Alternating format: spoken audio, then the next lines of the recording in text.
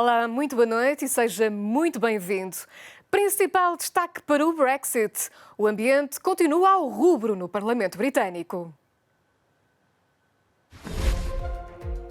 Acesa troca de palavras entre Boris Johnson e Jeremy Corbyn na Câmara dos Comuns. Reino Unido continua dividido. Giuseppe Conte anuncia a formação de novo governo em Itália. Um executivo fruto da aliança entre o Movimento 5 Estrelas e o Partido Democrático. Papa Francisco de visita à África Austral. Primeira paragem em Moçambique com uma mensagem de paz e reconciliação. O Festival de Cinema Motel X abre portas ao terror em Lisboa. Um fim de jornal arrepiante a não perder mais à frente. Debates inflamados e ambiente de tensão na Câmara dos Comuns no Reino Unido, numa altura em que o futuro dos britânicos é decidido. A única certeza que existe é que nada será como antes. A maioria dos deputados britânicos aprovou o texto final da lei avançada pelos trabalhistas que impõe na prática o alargamento do prazo para o Brexit, prolongando-o por mais 3 meses, ou seja, até ao final de janeiro. Assim, evita-se a saída sem acordo, mas a Câmara dos Lordes terá ainda de pronunciar-se. Qual é o próximo passo? Mais uma votação para validar ou não a intenção de Boris Johnson de convocar eleições antecipadas para o dia 15 de outubro.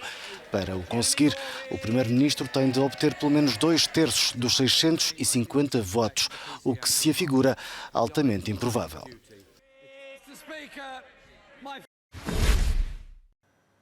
Itália já tem novo governo. Giuseppe Conte apresentou hoje ao presidente do país a lista do novo executivo de coligação que vai tomar posse esta quinta-feira. Pouco passava das 2 da tarde quando Giuseppe Conte entrou no Palácio Presidencial italiano. Debaixo do braço, o primeiro-ministro carregava a proposta do novo governo de coligação, dossiê que acabou por ser recebido pelo presidente Sergio Mattarella. Os novos gabinetes de governo foram analisados e aprovados.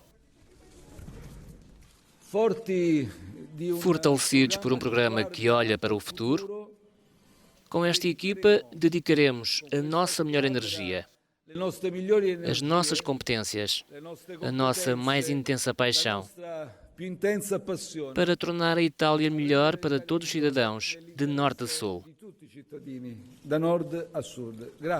Depois dos apoiantes do Movimento 5 Estrelas revelarem, através de votação online, a vontade de ver um governo de coligação, Roma está agora pronta para fazer a vontade da maior força. Luigi Di Maio, o líder do Movimento 5 Estrelas, vai assumir a pasta de Ministro dos Negócios Estrangeiros e deixa o cargo de Vice-Primeiro-Ministro.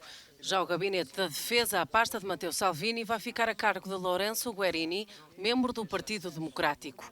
O novo governo toma posse já esta quinta-feira.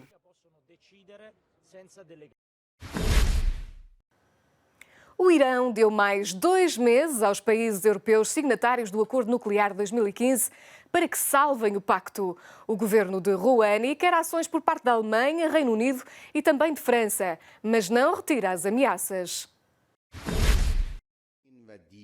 Depois de ter ameaçado tomar medidas já esta quinta-feira, o presidente iraniano decidiu dar mais 2 meses aos países europeus signatários do acordo nuclear para que salvem o pacto, prestes a ser rasgado depois dos Estados Unidos anunciarem a retirada e ameaçarem sanções. O governo de Rouhani estendeu um tapete de oportunidade à Europa, mas admite que se os esforços diplomáticos falharem, há cartas em cima da mesa que podem alterar o acordo. Ao mesmo tempo, juntamente com o terceiro passo, daremos mais 2 meses antes do prazo, para permitir negociações. Se chegarmos a um pacto, isso mostrará que há alternativas para negociações, racionalidade e acordo. O presidente iraniano falou de um terceiro passo a tomar, mas não entrou em detalhes. Acredita-se que a medida tem a ver com o enriquecimento de urânio. Entretanto, terá chegado uma oferta do governo francês ao Irão de 15 mil milhões de dólares em linhas de crédito, caso o país volte ao cumprimento total do acordo. Os Estados Unidos já reagiram a este passo francês. A administração Trump fala de ceticismo em relação à proposta de Macron, até porque, como diz o governo norte-americano, não houve proposta concreta sobre as sanções dos Estados Unidos a Teherão.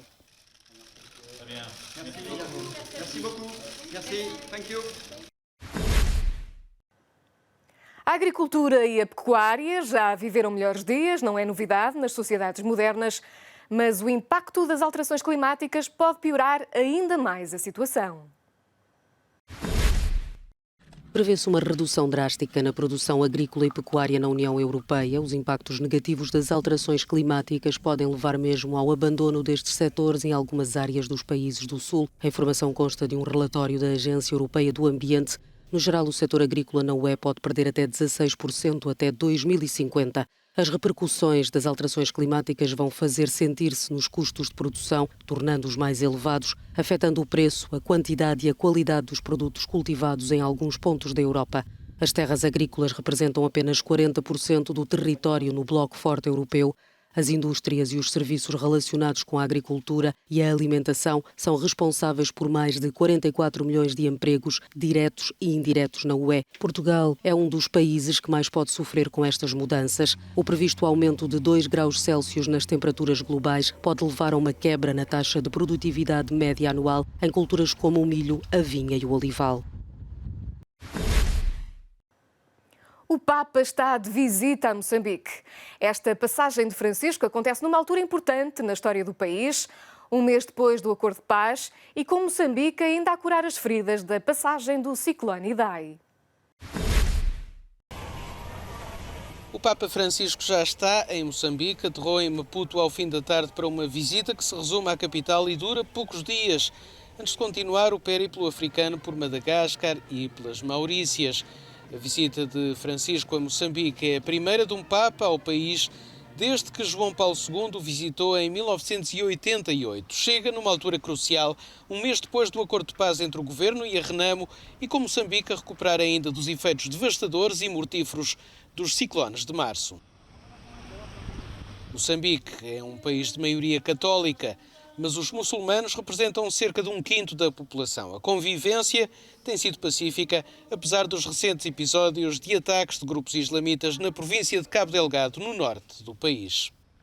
Moçambique tem uma experiência de vários séculos de convivência pacífica entre as várias confissões religiosas. O Islão foi das primeiras religiões a chegarem a Moçambique, mas depois chegou o cristianismo e nunca houve conflitos, diferentemente do que ocorre em outras partes do mundo. O imã da mesquita principal de Maputo acredita na mensagem de paz trazida pelo Papa. O acordo que foi assinado recentemente é assinado entre Sua Excelência o Presidente da República, que é um católico, e o Presidente da Renamo, que é um muçulmano. E isto espelha aquilo que é a tradição do povo moçambicano. À porta do estádio, onde Francisco vai celebrar missa, Gina, vendedora ambulante, só pede paz em Cabo Delgado, até porque tem lá o filho militar. Eu gostaria que ele faça uma oração mesmo forte, forte para que aquela confusão que está lá em Cabo Delgado parar. O Estádio Nacional do Zampeto vai encher-se na sexta-feira de manhã com 80 mil fiéis para a missa campal. A Amazónia continua em perigo. A área ardida em agosto é monumental. Os militares continuam no terreno, enquanto Jair Bolsonaro cria nova polémica, desta vez com a alta comissária da ONU para os Direitos Humanos. A área ardida na Amazónia mais do que duplicou durante o mês de agosto em comparação com o mesmo mês do ano passado. Aliás, a área ardida na Amazónia entre janeiro e agosto de 2019 já é maior do que aquela que ardeu em todo o ano de 2018. Os dados são do Instituto Nacional de Pesquisas Espaciais do Brasil. No terreno continuam os militares e o ministro da Casa Civil, Onyx Lorenzoni, afirmou que vai propor ao presidente brasileiro que as Forças Armadas permaneçam na Amazónia pelo menos mais um mês. Por enquanto, o prazo estabelecido pelo chefe de Estado termina a 24 de setembro. Os militares estão autorizados a combater os fogos e a agir em caso de queimadas ilegais. Para Lorenzoni, é muito importante que se combatam as causas da desflorestação e mineração ilegais. Esta quarta-feira, Bolsonaro lançou-se numa nova polémica ao atacar nas redes sociais a alta comissária da ONU para os Direitos Humanos. O representante máximo da República Federal Brasileira afirmou que Michelle Bachelet está a seguir a linha do presidente francês Emmanuel Macron ao intrometer-se nos assuntos internos e na soberania brasileira. A antiga presidente chilena tinha criticado as políticas do governo do Brasil numa conferência de imprensa nas Nações Unidas em Genebra. Mas quem vive da floresta vive à margem de todas estas polémicas. As preocupações são outras, a de uma morte anunciada. Morreu, tchê, morreu. Esse que está morrendo assim em pé, mas um dia vai cair tudo. Morreu, porque maltratou onde é o coração da árvore, da floresta, aí não vai prestar. Daqui um dia apodrece tudo, vai cair.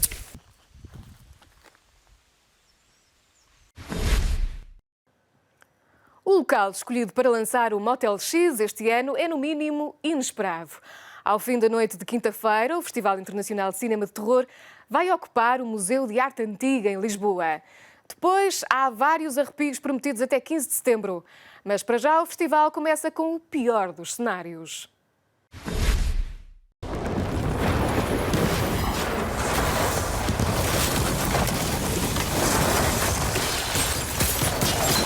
Haverá cenário mais aterrador do que uma catástrofe natural num planeta em ruptura climática? O mote do Motel X provoca-nos este e outros calafrios. Tomorrow's a big day. Is it scary? What is it? It has special properties. É o filme de terror do momento. Que melhor forma de assinalar uma sexta-feira 13, na 13ª edição deste festival, do que mostrar Midsommar pela mão do próprio realizador Ari Aster, autor do muito falado Hereditário.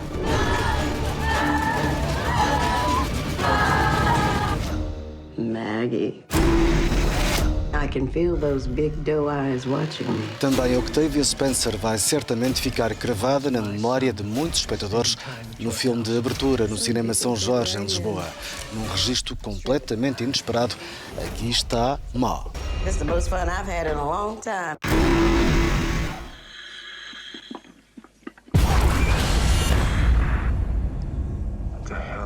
Era impressionante há exatamente 40 anos, continua a sê-lo, sobretudo na versão remasterizada para assinalar o aniversário que o Motel X vai apresentar do mítico Alien, de Ridley Scott.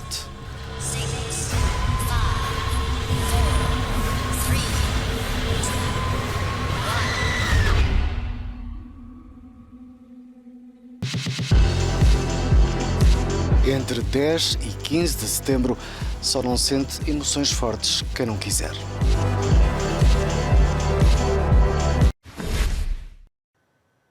E é tudo por hoje. Muito obrigada por nos ter acompanhado. Contamos consigo na próxima edição. Muito boa noite.